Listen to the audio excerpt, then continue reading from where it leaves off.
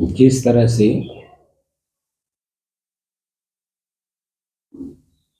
2 घंटे साधना काल में आप बैठते हैं, 2 घंटे मन एकदम स्थिर रहता है।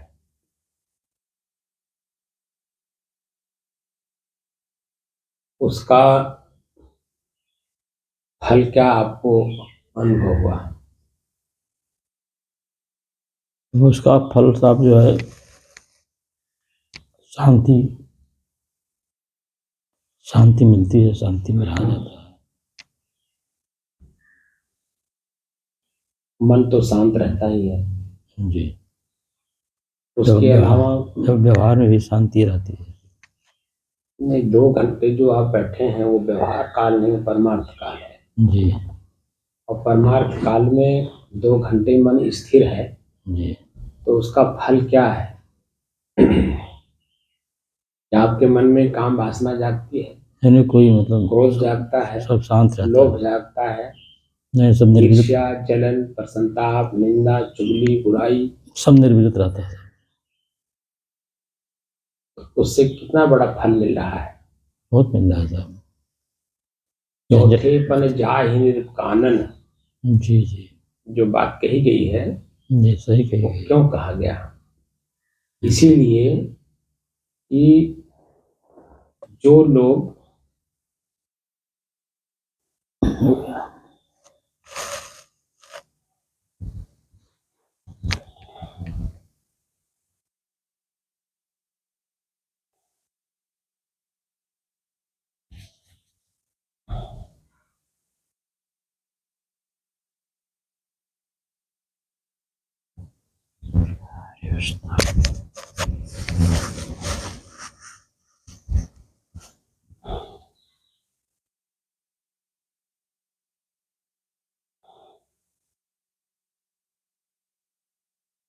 अपने ही चंचल मन को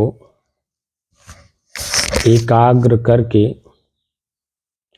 स्वयं मैं कौन हूं का परिचय प्राप्त करने की दृष्टि से साधना करते करते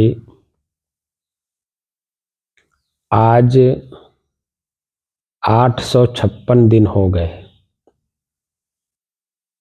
तारीख 12 मार्च सन 2024, दिन मंगलवार, प्रातः काल का समय।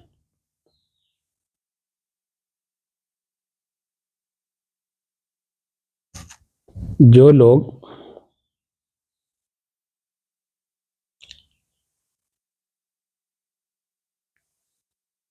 बचपन में या ब्रह्मचर्य पालन करते समय या ब्रह्मचर्य पालन करने के बाद संन्यास नहीं ग्रहण कर पाते थे तो उनके लिए एक उपाय बता दी कि आप ब्रह्मचर्य के बाद गृहस्थ आश्रम में जाइए और गृहस्थ आश्रम में रहकर गृहस्थ परंपरा का पालन करिए, जो एक नियम बना था।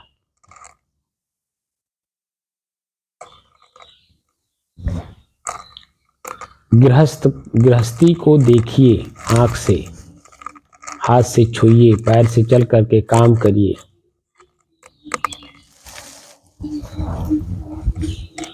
गृहस्थी बसाने के लिए जो भी उपाय किए जाते हैं सबको करिए, लेकिन नियमानुसार। उसका भी नियम था।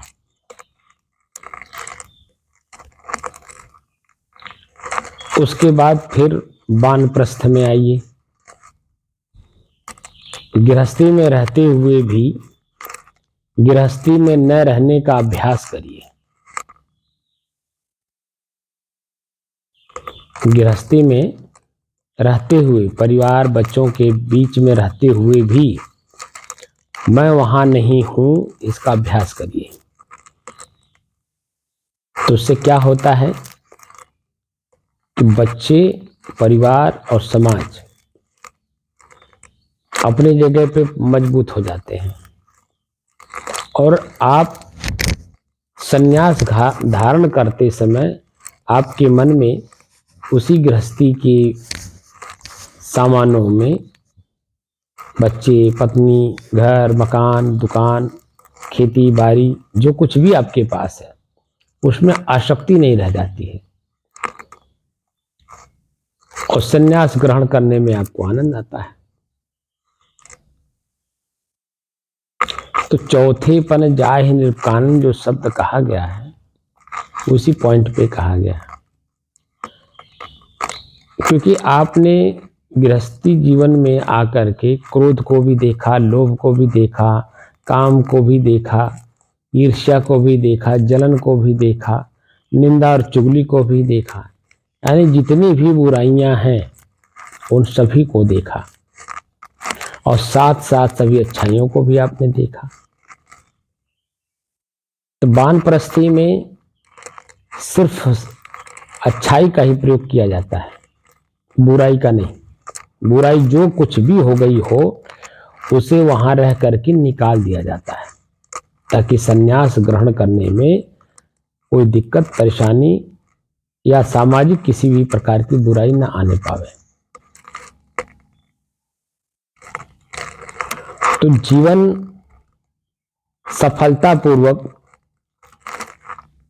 हम अपने मंजिल को प्राप्त कर लेते हैं। अंतिम क्षण में मैं कौन हूं, परमात्मा कौन है, ईश्वर कौन है, सब चीजों के जानने में जो कुछ भी कमियां रह जाती हैं वो भी दूर हो जाती हैं और एकदम साफ साफ दिखाई देता है कि सब कुछ का धुरी मैं हूं, अच्छाई का भी बुराई का भी। मैं जो कुछ करता हूं उसका अंतिम फल मुझे ही मिलता है।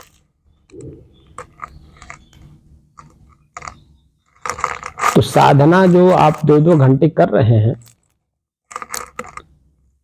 इसका फल अब आप देख रहे होंगे कि मन एकदम शांत रहना चाहता होगा। जी।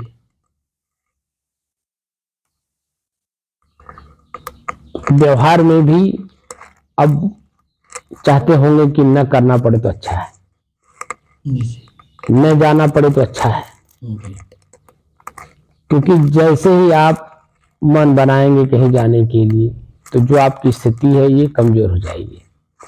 फिर आंख जो देखेगा, कान सुनेगा, जीभ स्वाद लेगा, पैर चलेगा, फिर नए संस्कार बनना शुरू हो जाते हैं। जी।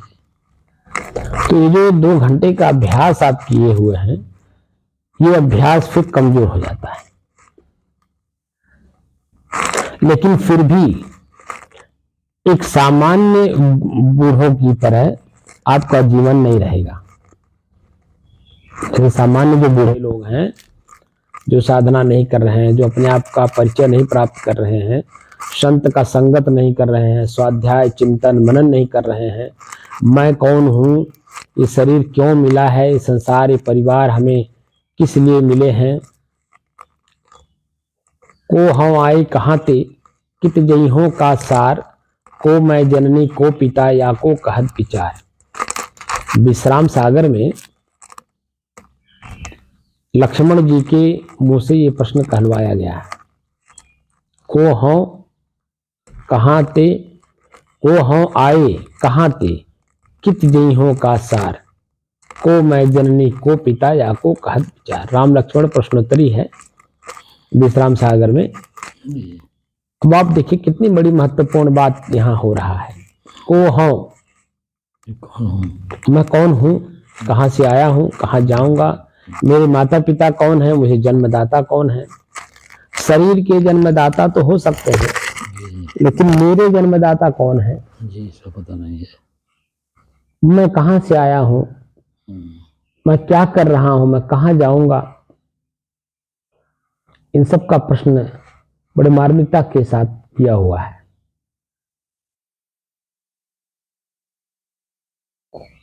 मैं कौन हूं का परिचय जो लोग नहीं प्राप्त कर रहे हैं आप देख रहे होंगे कि अपने ही वृत्तियों में उलझे हुए हैं।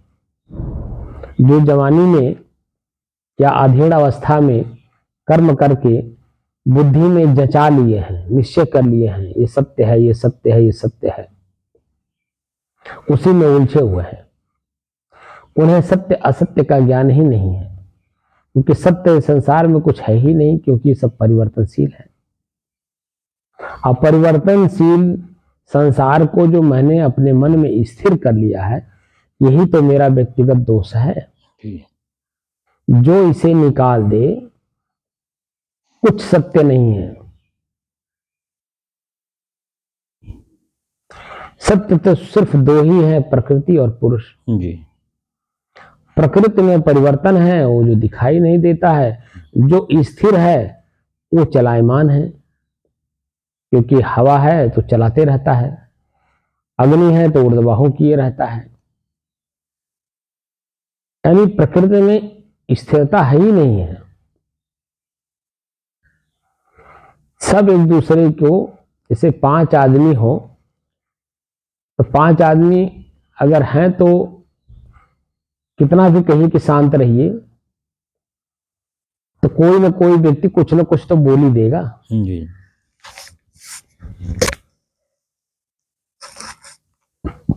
पुरुष तो फिर भी कुछ देर तक तो शांत भी रहेंगे, लेकिन 5 महिला अगर इकट्ठा कर दीजिए और कहिए कि शांत रहिए, तो रहेंगी? नहीं रहेंगे।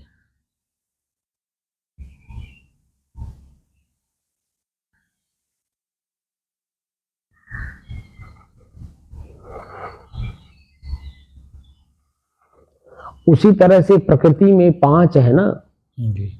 मिट्टी, पानी, आग, हवा, आकाश।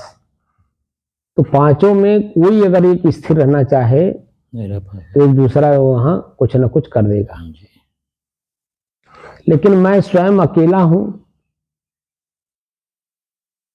और स्वयं अकेलेपन का एहसास है नहीं, इसलिए जो वृत्तियां हैं ये प्रकृति है, हमारी वृत्ति भी प्रकृति है। हम उसी वृत्ति में कहीं ना कहीं उलझ जाते हैं। इसलिए संतों का सानिध्य करिए पूर्ण रूप से, मेरा यही आग्रह है। और साधना का पद्धति सीखिए, धीरे धीरे अपने ही मन की गति को पकड़िए, और पकड़ करके धीरे धीरे शांत होते जाइए।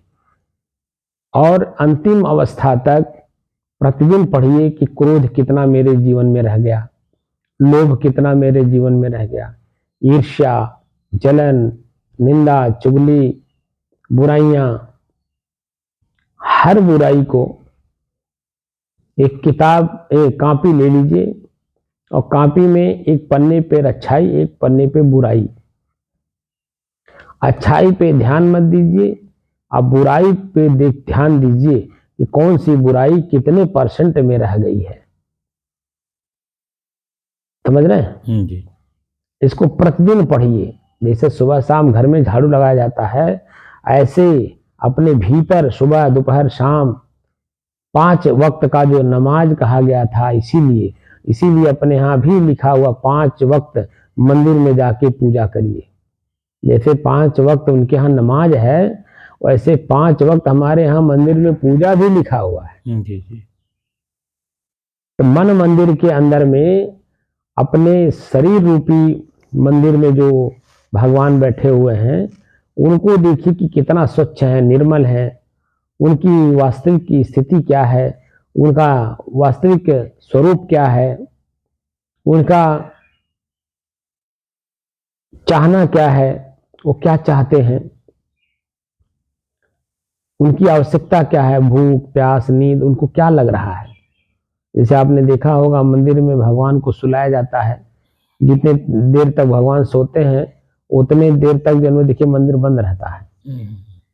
दिन में भी देखिए 2 घंटे के लिए विश्राम लिखा रहता है, भगवान विश्राम में है, 2 घंटे मंदिर बंद रहता है। इसी तरह से जो हमारा शरीर है, मंदिर है, इसमें भगवान है, इनको विश्राम चाहिए। विश्राम मतलब स्वयं अपनी स्थिति चाहिए। विशेष प्रकार से श्रम करने का मतलब हुआ एकदम शांति की स्थिति। श्रम में भी विशेषण लगाया, विशेष प्रकार से श्रम करिए जिससे आत्मिक ज्ञान हो और आत्मा मतलब स्वयं, स्वयं में स्थिरता का बोध हो।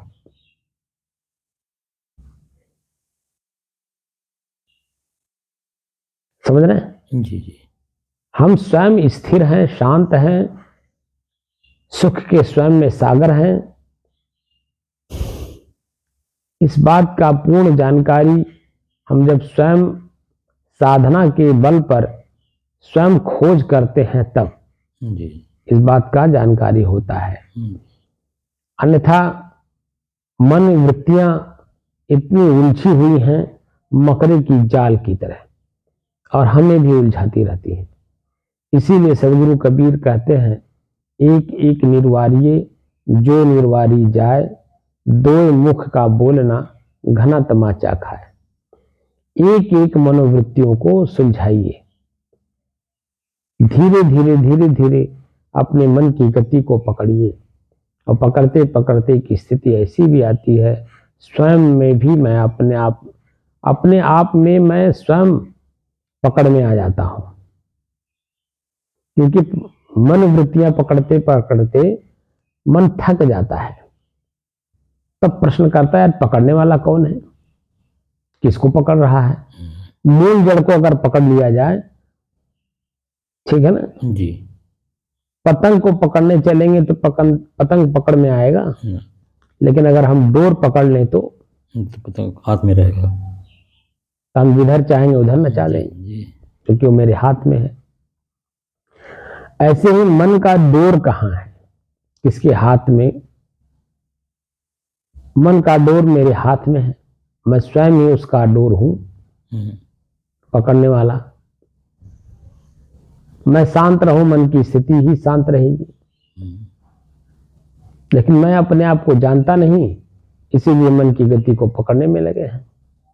लेकिन शुरुआती दौर में तो साधन का उपयोग करना ही पड़ेगा, क्योंकि मैं स्वयं अपने आप को जानता नहीं हूं। तो आलस्य, निद्रा, जमुहाई ये आने लगेगा, तो समझेंगे कि हम साधना कर रहे हैं। मन की गति को पकड़े बिना मन की स्थिति शांत होती नहीं है जी। और जो हम बैठ करके अभ्यास करते हैं परमार्थ के रूप में, वह स्थिति हमारी स्थिर के रूप में व्यवहार काल में भी रहना चाहिए, क्योंकि व्यवहार में नाना जंजाल है, नाना झंझावात है, नाना प्रकार की बुराइयां हैं। और आंख देखता है, कान सुनता है, जीभ चखता है, तो उसी में क्रोधित हो जाता है, अपनी औकात दिखा देता है। वहां अपनी औकात न दिखाने पावे, मन बिल्कुल वहां भी शांत हो। भले आप कितना भी परिश्रम करके घी इकट्ठा किए हो और कोई नाली में डाल दे, फोड़ दे आपकी मटका जिसमें आप घी रखे हैं, या मिट्टी में मिला दे, आपके अंदर में क्रोध न जागे, माने आपका कितना बड़ा भी नुकसान हो जाए और आपका मन शांत रहे, शीतल रहे, स्वच्छ रहे,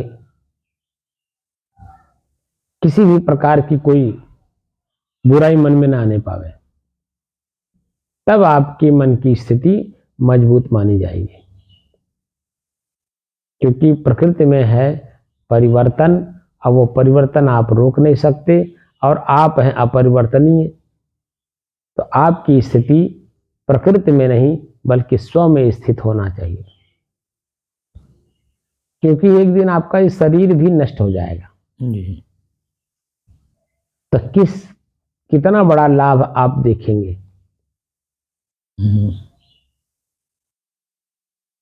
जब स्वयं जिसमें हैं, जिस मकान में, मकान ही धस जाएगा तो बाहर का लाभ क्या करेगा? कुछ जब ये मकान ही नहीं रहेगा और इसी मकान में आप रहते हैं, तो इसलिए बाहर का कितना भी बड़ा नुकसान हो जाए, आपकी मन में किसी भी प्रकार का कोई द्वंद्व पैदा ना हो, तब आपकी स्वयं की स्थिति मजबूत हुई। और इसी स्थिति को मजबूत करने के लिए पातंजल योग दर्शन पुरजोर अपना मेहनत किया हुआ है कि कोई भी व्यक्ति अगर मोक्ष प्राप्त करना चाहता है वो धीरे धीरे धीरे धीरे आए। जो प्राणायाम शब्द है, जो ईश्वर शब्द है, प्राणायाम शब्द है, प्राणवायु है, जीवन शब्द लिखा हुआ है, ये सब एक ही चीज को इंगित करते हैं कि अपने श्वास को आप देखिए, जी दृष्टा भाव में देखिए, साक्षी भाव में देखिए, मैं साक्षी हूं, मेरा श्वास कैसे चल रहा है।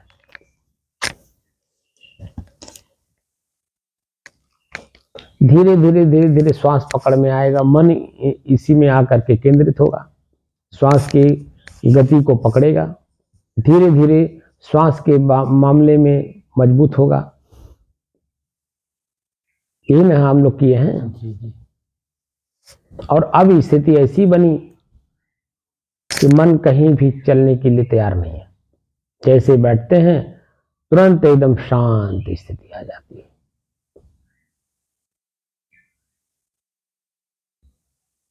यही स्थिरता मन मस्तिष्क में ऐसा मजबूती के साथ बैठ जाए कि व्यवहार करते समय भी इसका ध्यान रहे,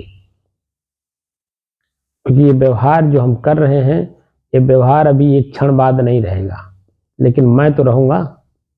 ये क्रिया नहीं रहेगी, लेकिन मैं तो रहूंगा। ये क्रिया का परिणाम क्षणिक है, थोड़े समय लाभ के रूप में रहेगा, लेकिन मैं तो वही रहूंगा। वही लाभ की प्रक्रिया जो हमें मिली है, क्रिया का लाभ जो हमें मिला है, उसी लाभ में अभी हानि होना शुरू हो जाएगा, लेकिन मैं फिर भी रहूंगा। ये हानि, ये लाभ, ये सुख, ये दुख, ये मेहमान हैं, आते हैं जाते हैं, लेकिन मैं स्वयं अपने आप में स्थिर हूं, शांत हूं। ये स्थिति मजबूत करनी है।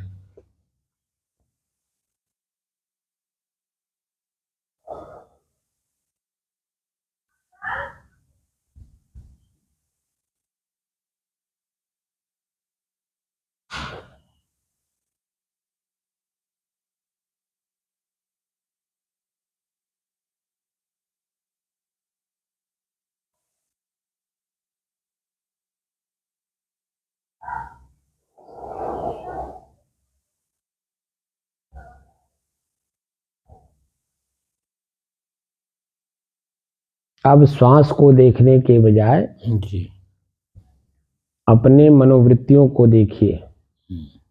मेरा मनोवृत्ति क्रोध में जा रहा है, लोभ में जा रहा है, ईर्ष्या में जा रहा है, काम वासना में जा रहा है।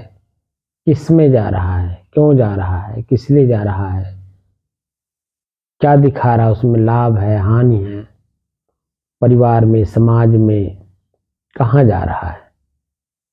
तो जैसे ही कहीं जा रहा होगा उसको आप देखेंगे तो शांत हो जाएगा। इस तरह से अब मनोवृत्तियों को देखिए, श्वास को देखने के बजाय अब मनोवृत्तियों को देखिए कि मनोवृत्ति कुछ बनने ना पावे। ये भी देखिए कि मन शांत हो जाने के बाद नींद तो नहीं आ रही है, जमुआई तो नहीं आ रही है, आलस्य तो नहीं आ रही है, शरीर भारीपन तो नहीं लग रहा है। अब इस तरह से देखिए। अब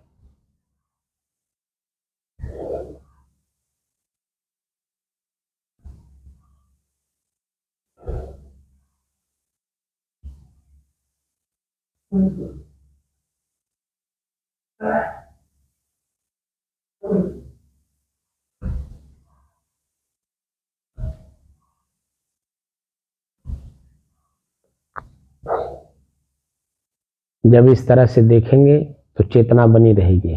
जी जी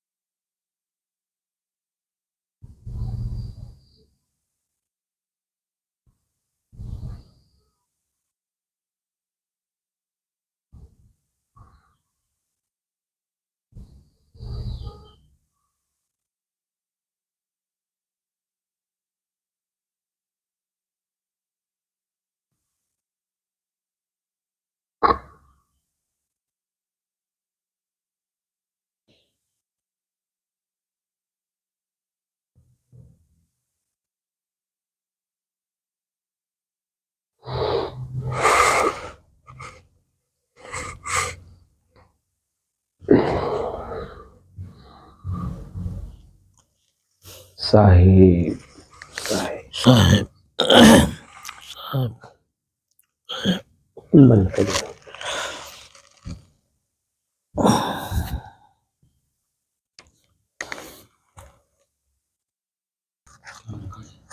यही स्थिरता ऐसे अगर बनी रहे तो